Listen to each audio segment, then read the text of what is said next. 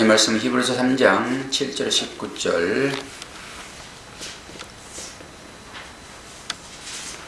제가 봉독해 드리겠습니다. 그러므로 성령이 이르신 바와 같이 오늘 너희가 그의 음성을 듣거든 광야에서 시험하던 날에 거역하던 것 같이 너희 마음을 완고하게 하지 말라. 거기서 너희 열조가 나를 시험하여 증언하고 40년 동안 나의 행사를 보았느니라. 그러므로 내가 이 세대에게 노하여 이르기를 그들이 항상 마음이 미혹되어 내 길을 알지 못하는도다 하였고, 내가 노하여 맹세한 바와 같이 그들은 내 안식에 들어오지 못하리라 하였느니라.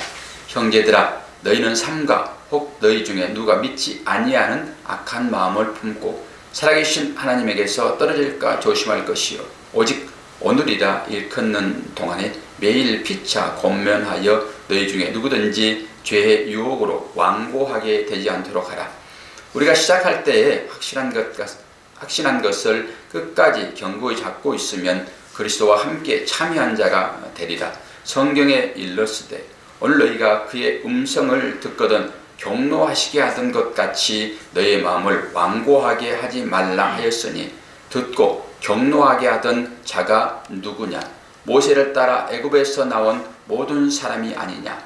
또 하나님이 40년 동안 누구에게 노하였느냐? 그들의 시체가 광야에 엎드러진 범죄한 자들에게가 아니냐? 또 하나님이 누구에게 맹세하사 그의 안식에 들어오지 못하리라 하셨느냐? 곧 순종하지 아니하던 자들에게가 아니냐? 이로 보건대 그들이 믿지 아니하므로 능히 들어가지 못한 것이라. 아멘. 오늘 말씀의 제목은 좀 의미심장하죠. 하나님의 안식에 들어가지 못한 사람, 이게 쉬운 글 같으나 이게 엄청난 말이지 않습니까? 우리 신앙생활에서 영원한 안식에 들어가지 못하게 되면은 이게 문제가 심각해지죠. 오늘 제목이 바로 그런 것입니다. 하나님의 안식에 들어가지 못한 사람이 어떤 사람인가를 보아야 되겠죠. 우리는 지금 히브리서 제3단원에 넘어왔죠. 첫 번째는 선지자보다 우월하신 그리스도, 두 번째는 천사보다 우월하신 그리스도, 세 번째는 모세보다 우월하신 그리스도. 그래서 오늘 3장 19절까지가 그 단원입니다. 그 중에서 지난 주일날을 주님 어떤 분인가 그랬을 때, 집을 다스리는 사람은 모세였지만은 집을 지은 분은 그리스도다, 그런 말씀을 드렸죠. 그리고 이제 마지막 말씀에 6절 말씀이었잖아요. 오늘 7절부터니까 6절 말씀에 어떤 말씀이었죠? 그리스도는 하나님의 집을 맡은 아들로서 그와 같이 하셨으니. 후반절이 중요합니다. 우리가 소망의 확신과 자랑을 끝까지 잡고 있으면 우리는 그의 집이라. 소망을 끝까지 잡고 있어야지만이 주님의 집이 된다, 이런 전제인 것이죠. 하나님께서 지키게 하실 것이고 잡게 하실 것이니까 큰 염려는 없으나, 히브리인들에게 주어지는 이 말씀이 오늘 우리에게 주어졌다라고 하는 것은 현재적인 의미가 분명하게 있습니다. 그 가운데서 왜 안식에 들어가지 못한 사람이 있었는가, 오늘 보시자, 이런 말씀이죠. 그랬을 때 소망이 있는 자는 견딜 수 있는 힘이 생깁니다. 소망이 끊어지게 되면은 급속도로 약화되는 모습을 보게 되거든요. 그렇다라고 하게 되면은 우리들이 믿는 사람들이 어떤 소망을 잡아야 될 것인가, 그리고 그 소망을 어떻게 잡았을 때 우리는 영생의 삶으로 인도될 것인가, 우리는 말씀을 통하여 확인을 해봐야 되겠죠. 말씀이 소망이라는 단어를 치게 되면 엄청난 말씀이 나오지만은 한 4구절만 띄워드렸으니까 하나씩 좀 살펴보면서 어떤 소망을 잡으라고 하는 것인가를 좀 볼까요? 골로새서 1장 5절, 너희를 위하여 하늘에 쌓아둔 소망으로 말미암음이니 곧 너희가 전에 복음 진리의 말씀을 들은 것이니라. 하늘에 쌓아둔 소망, 하늘에 쌓아둔 소망. 그리고 같은 절 27절 보게 되니까 골로새서 1장 27절, 하나님이 그들로 하여금 이 비밀의 영광이 이방인 가운데 얼마나 풍성한지를 알게 하려 하심이라. 이 비밀은 너희 안에 계신 그리스도니 곧 영광의 소망이니라. 우리의 소망은 누구라고요? 예수 그리스도예요. 예수 그리스도. 그리고 베드로전서 1장 3절을 보면은 주 예수 그리스도의 아버지 하나님을 찬송하리로다. 그의 많으신 긍휼대로 예수 그리스도를 죽은 자 가운데서 부활하게 하심으로 말미암아 우리를 거듭나게 하사 산 소망이 있게 하시며, 여기에는 이제 소망이 어떤 소망이죠? 산 소망이에요. 산 소망. 디도서 2장 13절을 보게 되면은 복스러운 소망과 우리의 크신 하나님 구주 예수 그리스도의 영광이 나타나심을 기다리게 하셨으니, 여기에 소망은 어떤 소망이죠? 복스러운 소망입니다. 그러니까 이 소망이 확실하게 되면은 모든 어려움을 다 극복할 수 있다. 이 전제입니다. 당연히 소망을 붙잡아야 되겠죠. 열심히 신앙생활 하다가 마지막에 구원에서 죄되게 되면은 큰일이잖아요. 오늘 이제 그 말씀을 이제 보자고요. 이 말씀은 그리스도를 믿는 자가 가질 두려움이 없는 온전한 신앙 고백이라고 보면 되겠죠. 베드로도 이와 같이 권면을 하고 있는데요. 어떤 신앙 고백을 하고 있을까요? 베드로전서 3장 15절 보니까 너희 마음에 그리스도를 주로 삼아 거룩하게 하고 너희 속에 있는 소망에 관한 이유를 묻는 자에게는 대답할 것을 항상 준비하되 온유와 두려움으로 하고, 여기에서의 이 두려움은 일반적인 그런 하나님을 알지 못해서 우리가 구원받지 못하겠는가 이런 두려움이 아니죠. 하나님을 경외하는 그런 두려움이죠. 그래서 항상 이런 삶을 살아라, 베드로 사도는 얘기를 이렇게 하고 있습니다. 그러니까 오늘 주어지는 이 본문은 과거에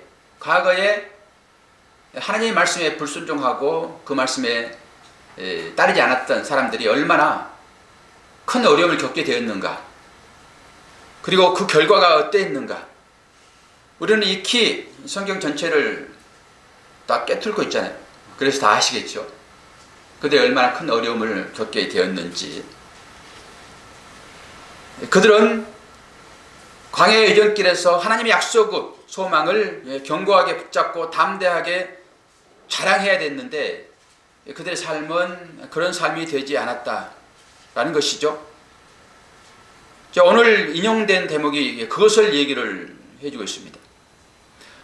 오늘 또 시편 말씀을 통해서 얘기를 하고 있죠.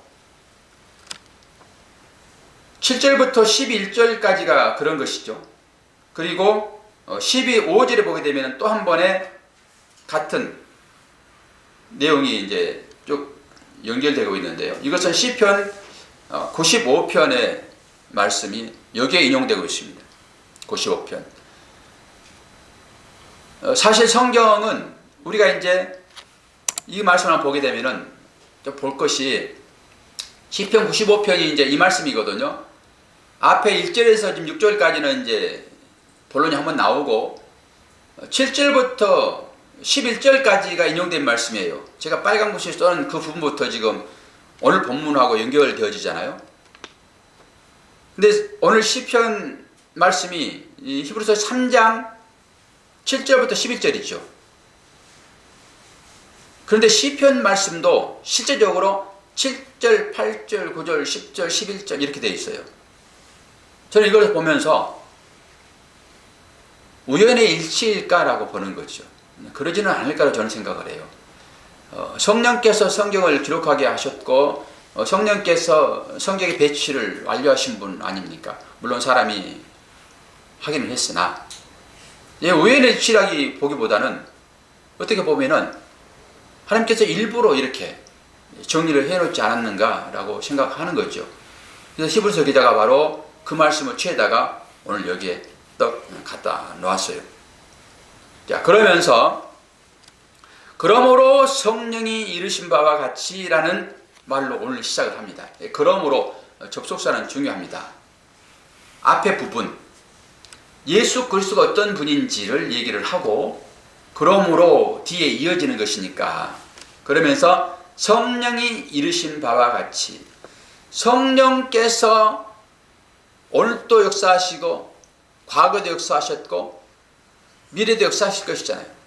그리고 그 당시에 성령께서 그들에게 이 말씀을 지시하시고 주었듯이 오늘 우리들에게도 그대로 이 말씀이 주어지고 있다. 이렇게 보셔야 되겠죠. 성령의 인도함이 없다 하게 되면 우리는 절대 말씀을 깨닫지 못합니다. 과거, 현재, 미래를 전부 주관하시는 그 성령께서 앞으로 우리가 가게 될 그 하나님의 나라, 그 나라를 어떻게 알 수 있어요? 오직 성령의 특별하신 인도함을 통해서만 우리는 이 하나님의 거룩하신 말씀을 깨달아 알 수 있습니다. 우리가 요한계시록을 보면서도 7번 말씀이 주어지잖아요. 7이라고 하는 숫자는 중요하지요. 우리가 시편에서도 7말씀으로 주님 어떤 분인지를 얘기를 하셨고 요한계시록에서도 7번 얘기하는 7번의 내용이 어떤 것입니까? 귀에 있는 자는 성령의 교회들에게 하신 말씀을 들을지어다. 이게 우리에게 주어지는 하나님의 말씀이거든요. 성령은 그렇게 늘 인도하셔서 하나님의 자녀들에게 하나님의 말씀을 알 수 있도록 주신다고요. 그래서 귀 있는 자는 성령의 교회들에게 하신 말씀을 들을지어다. 오늘 시편 95편을 인용한 말씀도 그런 내용입니다. 그러면서 어떻게 말씀하시죠? 성령이 이르신 바와 같이 어떻게 해요? 오늘이라고 하는 것은 그 당시에 그들에게 주어진 말씀이기도 하지만은 현재 우리들에게 주어진 말씀과 똑같다고 여러분 생각을 하셔야 돼요. 이 말씀은 뭐 예전에 주어졌으니까 우리하고 뭐 상관이 있어. 그때 그 사람들에게 주어진 말씀인데 이렇게 봐버리게 되면은 성령의 역사는 나타나지 않습니다.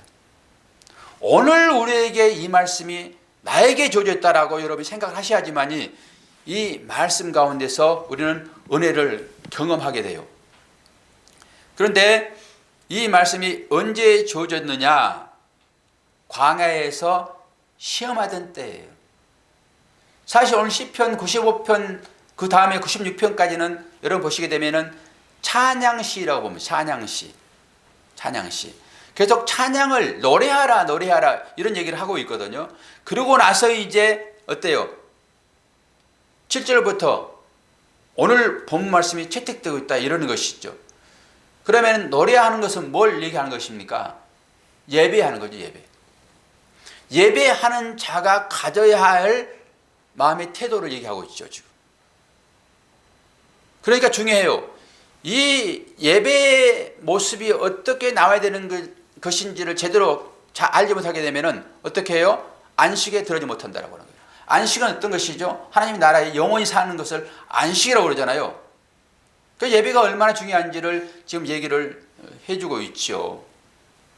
그러면서 어떻게 해요? 너희가 오늘 그의 음성을 듣거든 그렇게 얘기를 해요. 오늘 우리에게 주어지는 시제는 말입니다. 이 오늘은 어떻게 됐죠? 과거에 연결되어 있고 미래와 연결되어 있어요. 그러니까 오늘 내가 어떤 신앙 고백을 하고 있느냐에 따라서 미래가 결정되어지는 것이죠. 이 사람들이 어떤 삶을 살았기에 안식에 들어오지도 못할 수 있다라고 얘기하냐고요. 그들은 광야의 삶을 우리는 출애굽기 공부 안 했으나 전적으로 다 알고 있죠. 그들은 특별한 하나님의 어떤 은혜를 체험했던 사람들 아닙니까?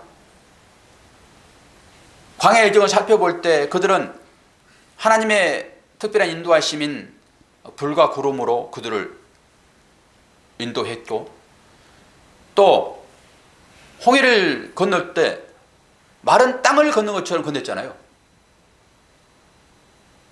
그 뒤에는 애국 군대가 뭐 병거 타고 오는데 그들의 공포심이 얼마나 컸습니까?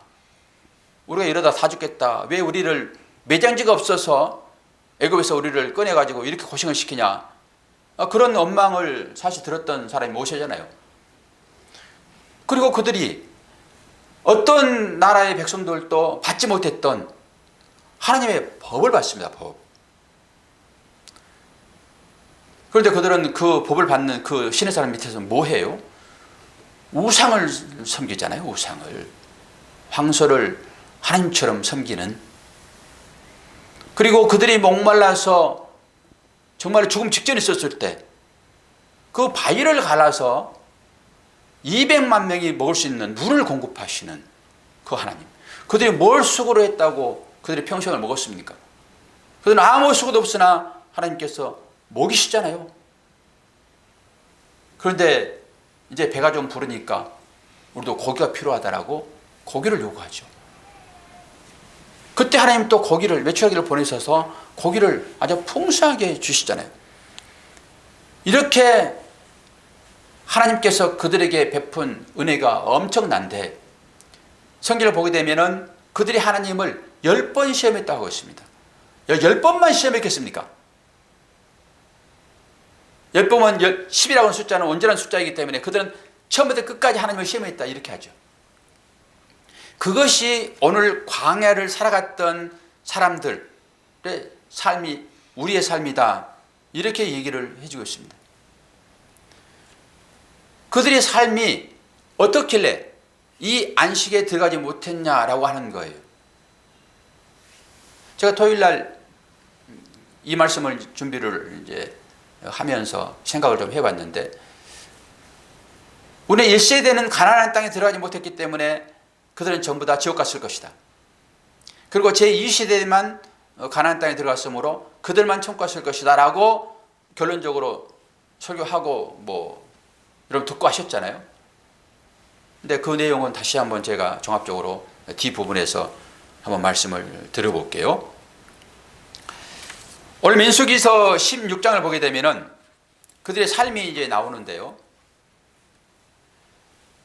이걸 잘 보셔야 됩니다. 민수기 16장 29절 33절 보게 되면은 이 반역을 해가지고 죽은 사람들 우리의 기사가 여기 나오는데요.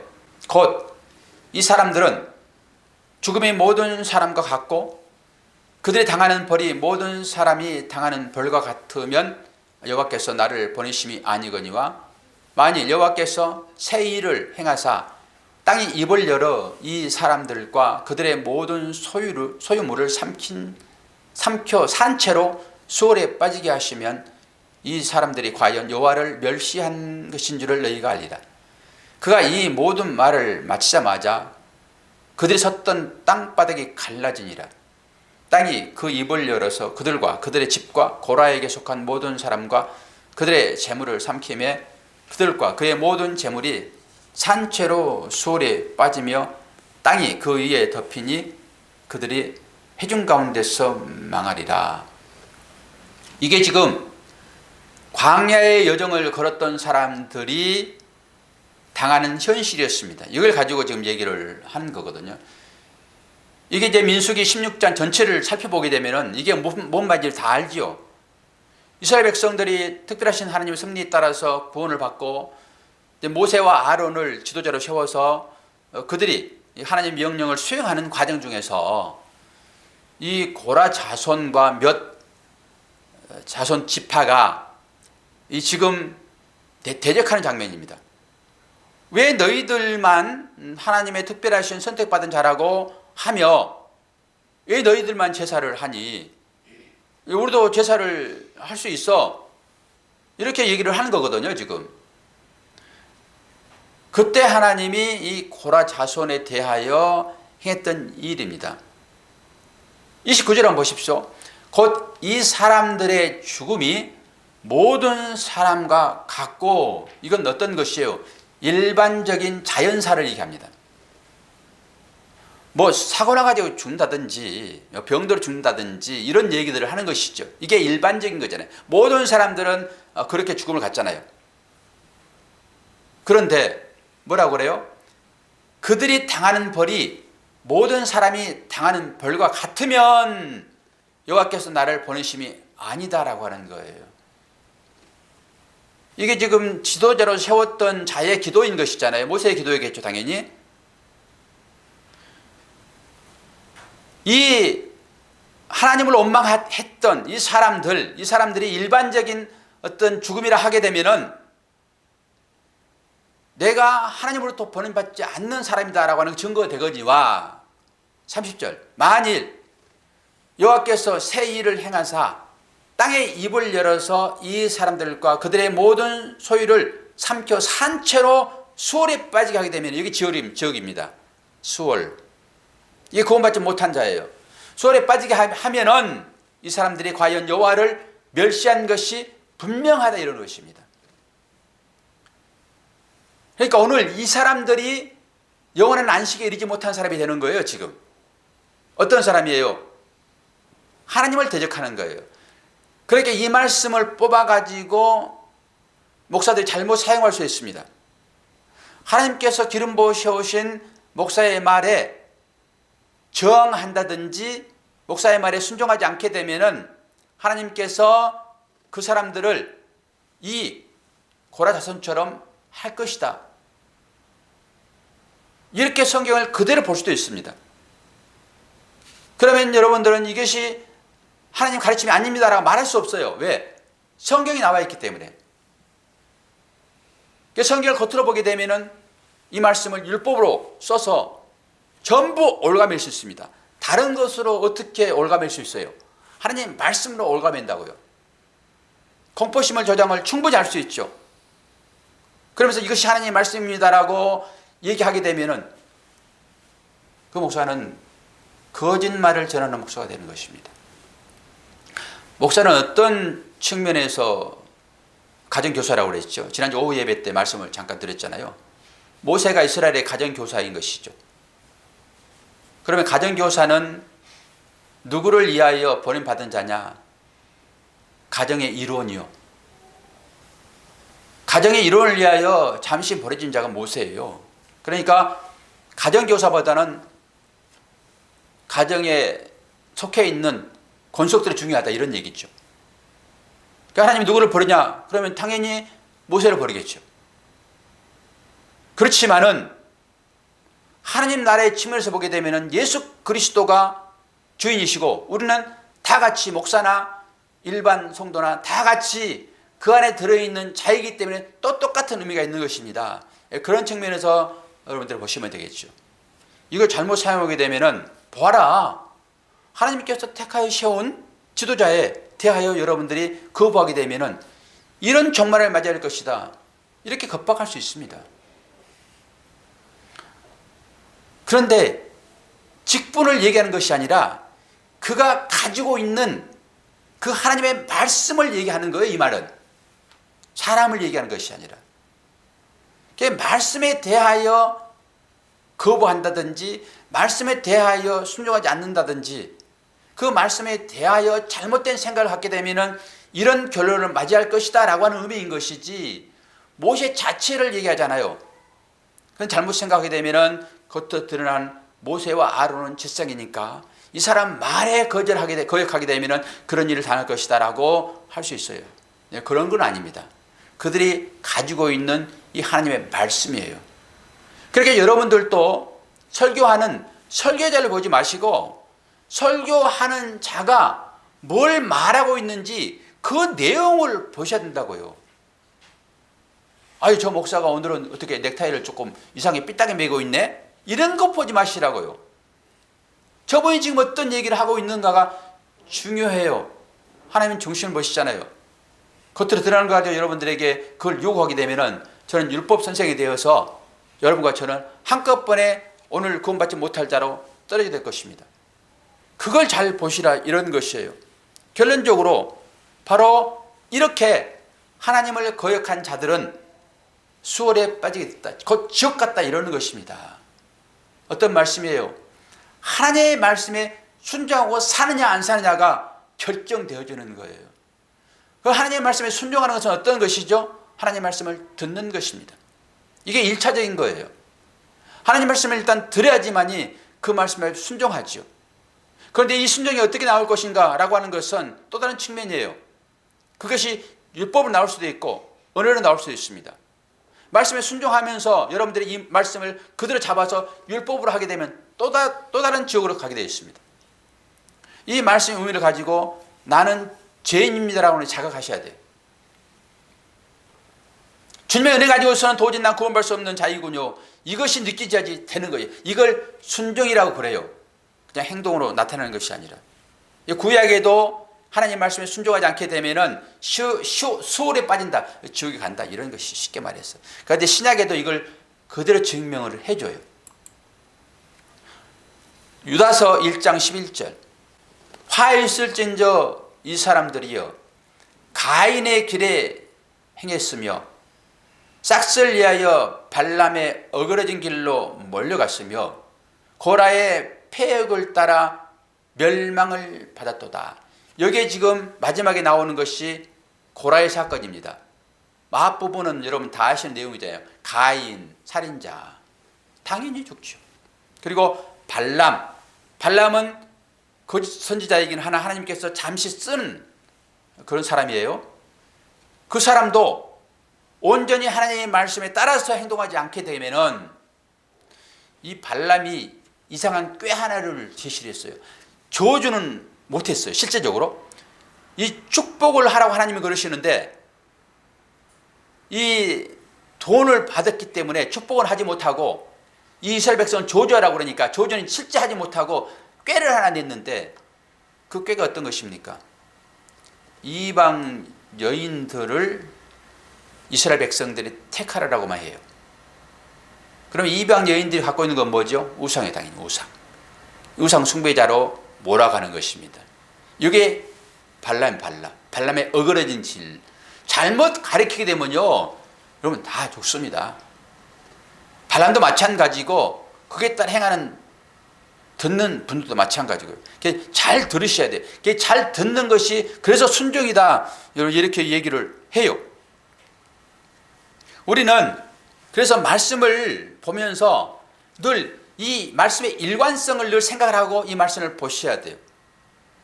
자칫 잘못 이 말씀을 보게 되면은 어떻게 이 말씀이 보여져요? 뭔가를 행하라고 하는 것으로 딱 뉘앙스를 받게 되잖아요. 뭔가 행해야지만이 안식에 들어온다. 그리고 행하지 않게 되면은 안식에 들어올 수 없다. 이렇게 얘기가 보여져요. 그런데 우리가 전체적인 성경의 맥락은 너희들의 행위를 스톱해라 이러는 거예요. 너희들의 행위는 그 행위는 전부 다 너희들이 뭔가 잘 되기 위하여, 다른 말로 상급받기 위하여 행하는 그 일이기 때문에 너희들은 그걸 스톱해라. 계속 그 얘기를 해요. 너희들의 행위로 절대 언감생심 구원 얻을 수 없다 이런 것입니다. 구원이라고 하는 것은 절대적인 나의 은혜로만 너희들이 구원을 받을 거야. 너희들의 행위를 당당 스톱해. 왜 스톱하라고 그러냐 그러면은 행위를 한 사람의 특징을 보게 되면은 늘 뽐내요. 그리고 행위 뒤에는 늘 보상을 바래요. 아니 보상을 바라지 않는 행위를 가지고 누가 행위를 하라 마라 그러겠습니까? 그래서 은혜를 아는 사람의 그 행위는 절대 나는 내가 뭔가를 하지 않았습니다 라고 나와요. 그러나 이 보상을 바라는 사람들의 모든 신 상태는 행위로 나온다니까요. 그래서 그 보상을 위하여 행위를 해요. 이걸 하나님은 경계하는 것입니다. 주님이 그래서 유대인들과 그 싸움을 하고 있고요. 그래서 인본주의와 신본주의로 갈라지게 되어 있어요. 성경을 볼 때 여러분이 이 말씀 가운데서 우리의 행위를 독려하는 것으로 보게 되면 이건 100% 인본주의예요. 그러면 몰락당합니다. 이 말씀 가운데서 너희들은 안 돼. 내가 너희들을 어떻게 구원했는지를 보라 이거예요. 성경은. 내가 할 것이니까 너희들은 내가 너희들을 얼마나 사랑하는지도 보고 내가 너희들을 어떻게 해서 구원했는지도 보고 그것을 마음에 새겨서 그 은혜를 알고 신앙생활을 해라 이러는 것이지 자꾸 무슨 계명을 줘가지고 이 계명을 잘 지키면은 너희들이 구원받고 그렇지 않으면 구원받지 못할 것이라 이런 얘기를 하지 않는다고요. 그래서 잘 보셔야 돼요. 오늘의 본문의 중심 말씀은 뭐죠? 소망을 끝까지 잡고 인내하라, 이런 거죠. 왜 지금 소망을 얘기를 하고 있고 왜 인내를 하고 있죠? 실제적으로 그 당시에 히브리 사람들의 상황이 인내를 요구하는 상황이란 말이에요. 그러니까 유대교회에서 기독교로 개종했기 때문에 그 상태라고 하는 것은 지난번에 말씀드렸던 길드라고 하는 상인 조직이 있잖아요. 그것은 내 생계를 유지하는 필수 도구예요. 그 상인에 가입해야지만이 내가 장사해서 거기 얻는 이득으로 살 수 있다고요. 그런데 유대교에서 기독교로 개종하게 되면은 이것에서 끊어지는 거예요. 쫓겨나는 거예요. 그리고 모든 사회 공동체에서 또 쫓겨나는 거예요. 당연히 어려움을 당하죠. 영원히 사는 것은 좋은데 실제적으로 삶에서 당하는 이 어려움은 그들에게 상당히 큰 문제가 됐단 말이에요. 그러니까 돌아갈 가능성이 지금 농후해요. 잘못하게 되면은 그들이 진리를 인식하고 기독교를 개종해서 오직 주님만이 나의 생명입니다라고 믿음의 삶을 사는 그들이 이 실제적인 삶의 어려움이 닥치니까 옛날로 돌아가고자 하는 위험이 그들에게 직면했단 말입니다. 그래서 지금 이 말씀을 주는 거예요. 야, 너희들이 그렇게 주장하는 천사 숭배, 그 너희들이 생각하는 그 모세, 그리고 선지자, 너희들은 이 사람들을 믿음의 어떤 대상으로 그들의 가르침을 따라 살았는데 이제 그 가르침을 깨부시는 어떤 예수의 가르침이 이게 진리이니까 그 가르침이 옳습니다라고 따라왔으나 삶이 어려우니까 그들이 옛날에 했던 그 풍습으로 돌아가는 거예요. 여러분이 기복신앙에 젖어 있다가 이 복음을 듣고 여러분들이 새롭게 지금 개혁하고 있는 상황 아닙니까? 여러분 자신을 깨뜨리고 있는 상황 아닙니까? 그러다 보면은 분명하게 어려움이 발생하죠. 믿음이 바로 그런 거 아닙니까? 너희들이 나를 따르게 되면은 세상이 너희를 미워할 것이다. 왜 그런 소리를 하게 돼요? 우리는 거룩한 자의 백성이기 때문에 세상과 연합하여 살 수 없어서 거룩성을 지키게 되면은 왜 그들이 우리를 왜 힘들게 해요? 왜 너는 나하고 다르니? 이런 거잖아요. 그리고 나와 함께 조금 편하게 살면 되지. 왜 너는 독특하게 그 삶을 살고 있어? 그 삶을 살아가는 그들 때문에 내가 살고 있는 이것이 가치 없어져 버리는 거예요. 그러니까 내 가치를 높이기 위해서는 나하고 다른 일을 죽여야 되는 거예요. 그게 예수 아닙니까? 그래서 예수를 죽이는 것입니다. 그러니까 우리가 예수를 믿는다고 하면서 여러분의 삶 가운데 전혀 세상으로부터 어떤 괴리감이 느껴지지 않고 전혀 문제가 발생하지 않고 삶을 살수록 더 즐거운 세상으로 여러분이 가게 된다 하게 되면 여러분의 신앙을 한번 점검해 봐야 돼요. 지금 히브리서가 그 얘기를 하고 있으니까 세상으로 가고자 하는 그들을 지금 붙잡기 위하여 이 히브리서를 주는 거잖아요. 너희들이 섬기는 그것과 지금 너희들이 개종하여 따르던 이 예수는 바로 하나님이야 이거예요. 너희들을 영원히 안식의 자리로 인도할 그 주님이 바로 하나님이야 이걸 얘기하고 있다고요. 그러니까 오늘 우리에게 주어지는 이 말씀이라고요. 실제적으로. 그런데 여러분들은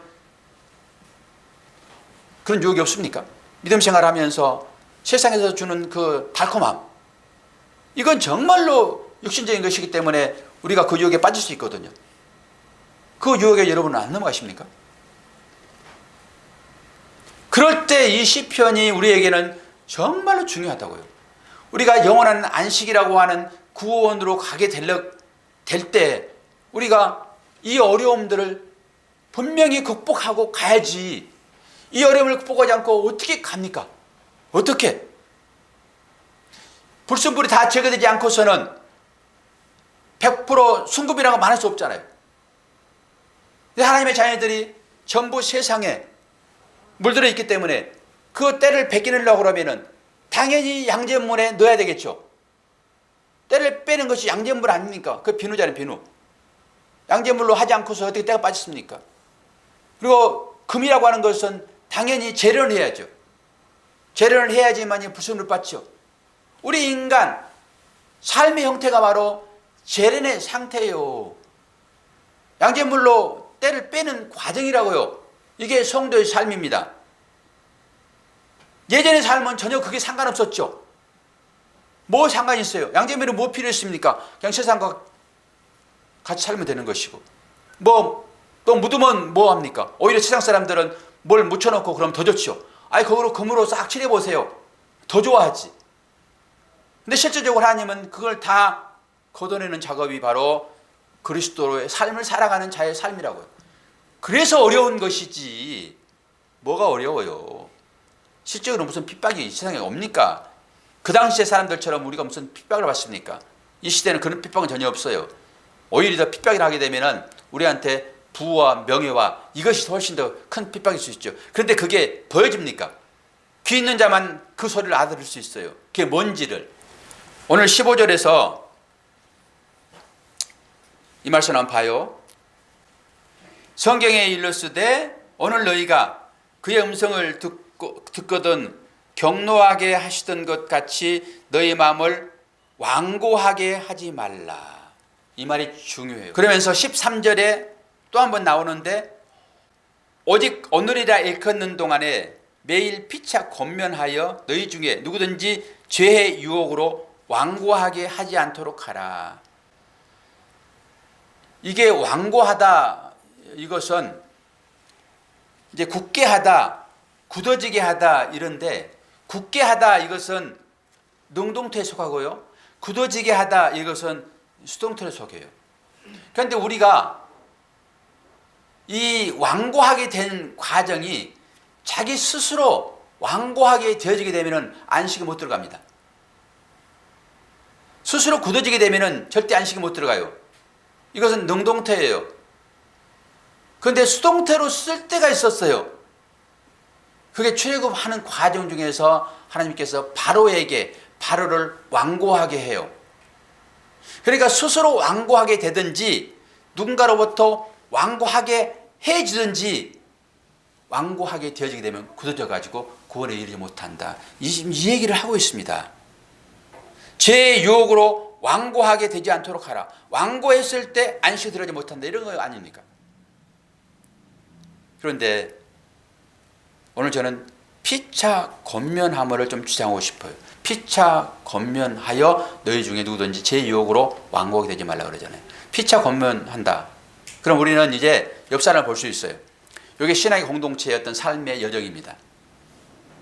신앙생활은 절대 혼자 할 수 없습니다.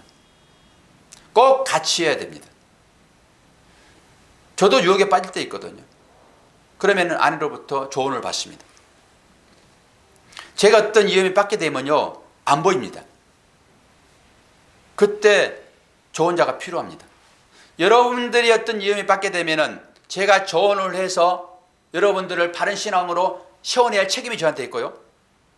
제가 잘못되게 되면은 저의 제일 가까운 사람이 저를 바르게 세워줘야 돼요. 이게 안 보이거든요. 실제 그런 경험 없습니까, 여러분? 어떤 사안이 발생하게 되면은 정말로 분별력이 흐려져요. 남의 일이라고 그러면 객관적으로 그걸 볼 수 있는데 안 보입니다.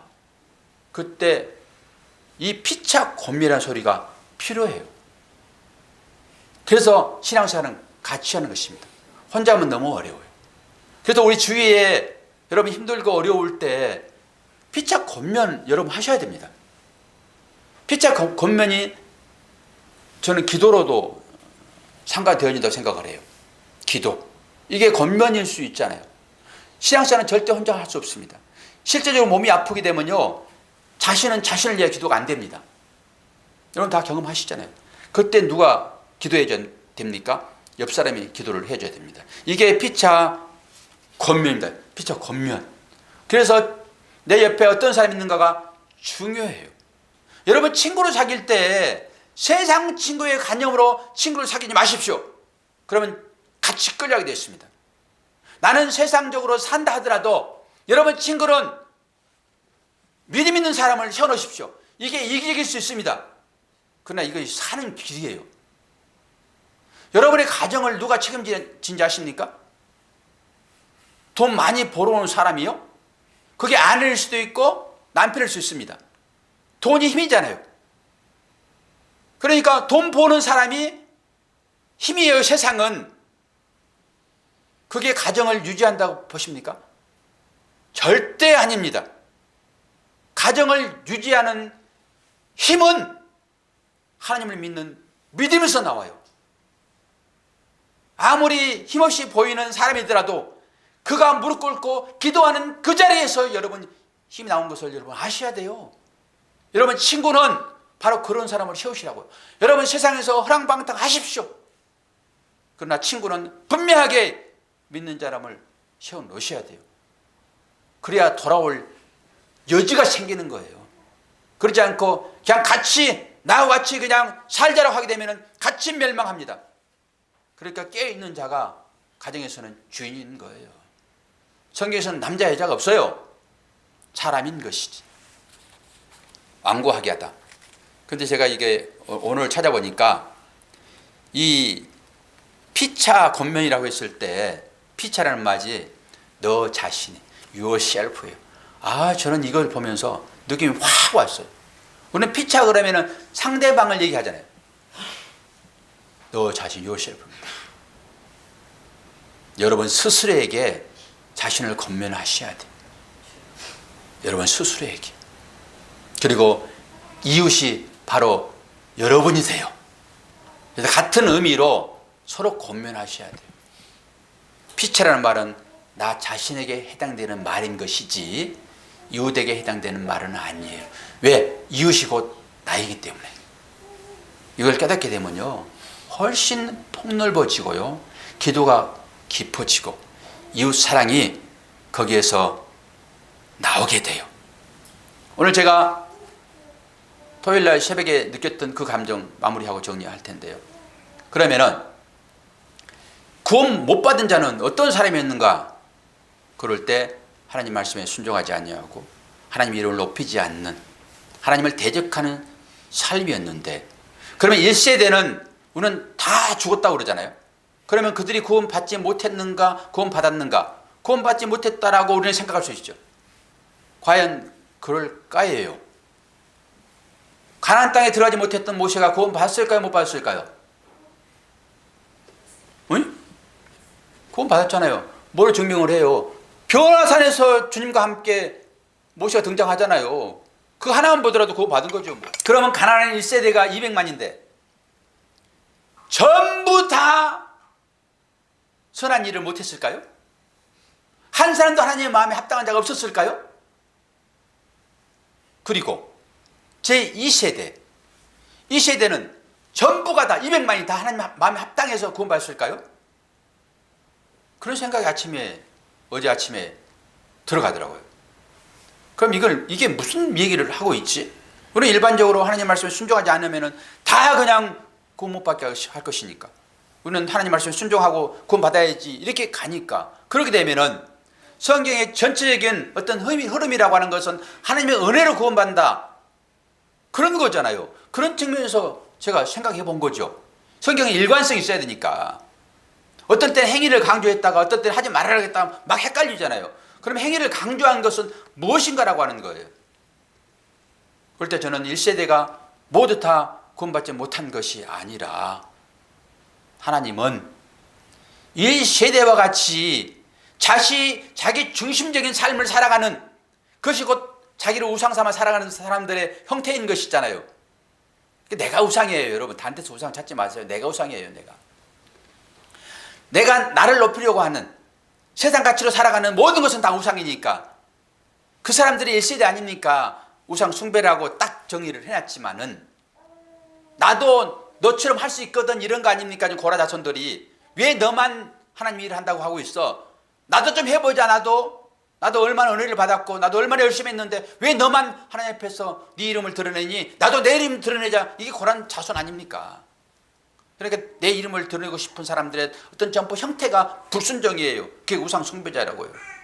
그 사람들은 다 죄시켜버리고 새로운 사람을 구원한 것은 나의 옛사람을 죽이고 우리가 그 삶을 실제 살아왔고 지금도 살고 있잖아요. 여러분은 여러분의 행위를 통해 가지고 구원 받을 만한 자격이 10%도 있습니까? 10%라도. 하나님을 얼마나 우리가 업신여긴지 아십니까, 여러분? 어떻게 우리의 행위로 구원받을 수 있다고 당당하게 말할 수 있냐고요. 그것은 곧 1세대 그 1세대를 완전히 다 죽여내고 다 녹여내고 거룩한 하나님의 백성으로 정결한 신부로서 제2세대를 그렇게 만들어서 내가 구원하겠다는 그 사인이 훨씬 더 크지. 할렐루야. 그래야 맞잖아요. 성경에 일가서 있잖아요. 그 다 죽어버린 것이 아니라. 안 그러면 여러분 절대 홍해 건너지도 못하고요. 거기서 폭삭 망하는 거예요. 그냥 내가 그런 상태였었는데 하나님이 그런 나를 다 죽이시고 자기 부인시키시고 새롭게 해서 가나안 땅에 나를 인도하시겠다라고 하는 그 말씀이 느껴지니까 할렐루야지. 할렐루야지.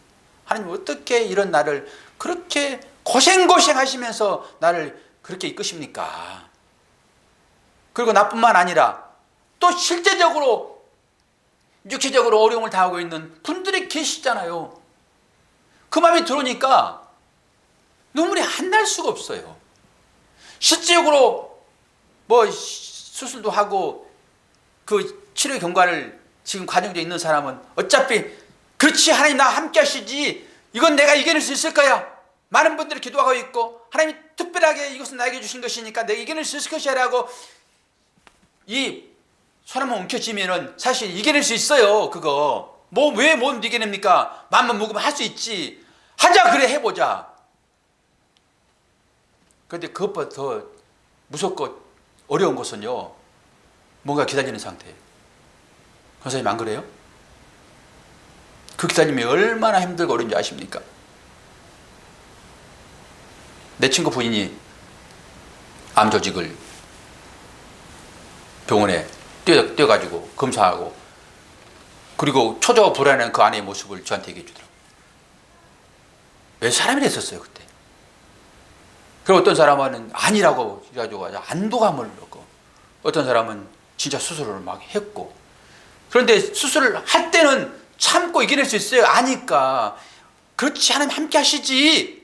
그런데 그 기다리는 그 과정을 생각해 보니까 이게 너무 불안한 거예요 제가. 여러분 그런 분들이 주위에 계세요. 그분들이 우리의 이웃이에요. 피차 권면은 뭐예요? 피차란 말은 yourself요. 너 자신이란 말입니다. 그게 너 자신같이 느껴지냐고요. 우리 같이 느껴지냐고요. 왜 문둥병자라고 그래요? 왜 광야 생활 하는 사람을 문둥병자라고 그래요? 우리가 광야 생활 하고 있잖아요. 그리고 그 어려움을 우리가 잘 못 느끼잖아요. 당연히 문둥병자인 것을 얘기를 하지요.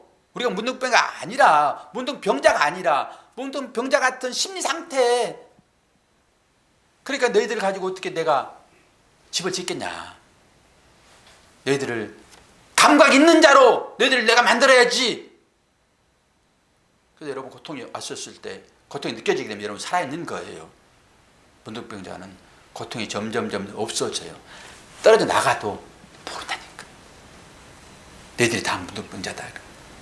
제가 그걸 느끼면서요. 저는 그만큼 아픔이 없어요. 당연히 문둥병자네 하나님. 나한테 고통이 없으니 이걸 보여주시는군요.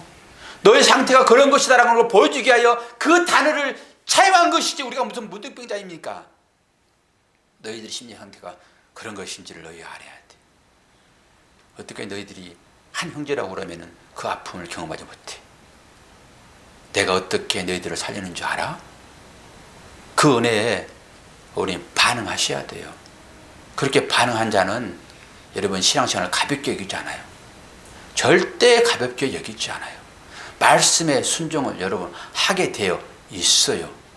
안 그럴 때 여러분 스스로 나 문둥병자 맞네라고 생각하고 제사장에 가셔야 돼. 제사장한테 확인하셔야 돼요. 나 나았습니까? 확인하셔야 돼. 참 제사장이 누구죠? 예수 그리스도. 그분 앞에 여러분 엎드리세요. 그분이 누구라고요? 모세보다 더 우월하신 예수 그리스도. 이게 3장 1절에서 19절까지의 제3단원이에요. 기도하겠습니다.